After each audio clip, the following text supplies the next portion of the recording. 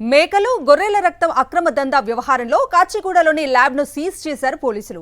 కీసర మండలం నాగారంలోని సోను మాంసం దుకాణంలో గొర్రెలు మేకల రక్తాన్ని అక్రమంగా సేకరిస్తున్న ఇద్దరిని ఇప్పటికే అరెస్ట్ చేశారు. మూగ జీవాల నుంచి రక్తాన్ని తీసి అమ్ముతున్న వ్యవహారంలో కొనుగోలు చేస్తున్నది కాచిగూడలోని సిఎస్కే ల్యాబ్ అని తేలింది. మరింత సమాచారం మా ప్రతినిధి సాయి కిరణ్ అందిస్తారు. హైదరాబాద్ నగరంలో మేకల రక్తాన్ని సేకరిస్తున్నటువంటి ఘటన ఇప్పుడు కలకలం రేపుతోంది. అయితే మొదటగా కీసరలో ఈ ఘటన బయటపడ్డది. అక్కడ కోళ్ళు, చికెన్ షాపులు, మటన్ షాపులను తనిఖీలు చేయగా డ్రగ్ ఇన్స్పెక్టర్ అధికారులు అక్కడ మేకల రక్తాన్ని సేకరిస్తున్నట్టు కూడా తెలియదు. సోను అనేటువంటి వ్యక్తి దగ్గర నికేష్ అనేటువంటి వ్యక్తి సేకరిస్తున్నారు. నికేష్ చామ్కు అనేటువంటి వ్యక్తి ప్రస్తుతం కాచిగూడలో ఈ అయితే బిల్డింగ్ ఉంటుందో ఈ బిల్డింగ్లోనే అతను నివాసం ఉంటున్నాడు. ఇక్కడ అయితే అక్కడ నగర శివారు ప్రాంతాల్లో మేకల రక్తాన్ని సేకరించి ఇక్కడికి తీసుకొచ్చి ఇక్కడ సిఎస్కే ఇంపోర్ట్స్ అండ్ ఎక్స్పోర్ట్స్ పేరుతో ఒక ల్యాబ్ నిర్వహిస్తున్నాడు. ఈ ల్యాబ్లో భద్రపరుస్తున్నాడు. సో దీన్ని ఇతర రాష్ట్రాలకు కూడా విక్రయిస్తున్నాడు కూడా పోలీసులు గుర్తించారు. ప్రస్తుతం నికేష్ చామ్కూర్ పరారీలో ఉన్నాడు.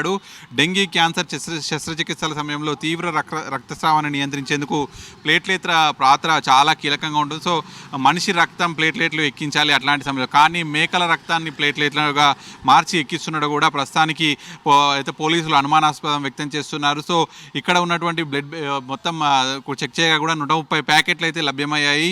సో అయితే బయోసేఫ్టీ ప్రమాణాలతో మాత్రమే ఈ ప్లేట్లెట్ను తయారు చేయాల్సి ఉంటుంది. కానీ మేకలు, గొర్రెల వంటి జంతువుల రక్తాన్ని ప్లేట్లెట్ల తయారీలో వాడరు. జంతువుల రక్తంలోని ప్రోటీన్లు, యాంటీజెన్లు మనిషి శరీరానికి అసలు పడవు. సో జంతు రక్తానికి సంబంధించినటువంటి ప్లేట్లు ఎక్కిస్తే అక్యూట్ హిమోలైటిక్ రియాక్షన్స్ వల్ల రక్తం పగిలిపోయేటువంటి ఛాన్స్ ఉంటుంది. కిడ్నీలు పాడైపోయి గంటల్లోనే మరణం కూడా సంభవించవచ్చు.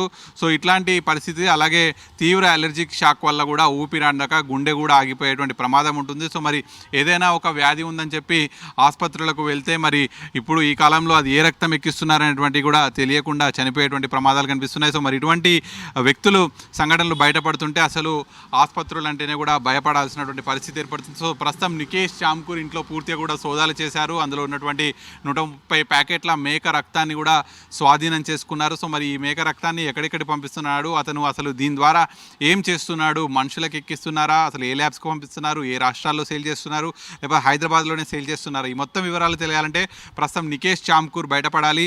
సో నికేష్ చామ్కూర్ పూర్తిగా కూడా ఇట్లాంటి దందాలే చేస్తాడు అనేటువంటిది స్థానికులు చెప్తున్నారు. అతను చాలా రహస్యంగా అతని జీవితాన్ని గడుపుతుంటాడు.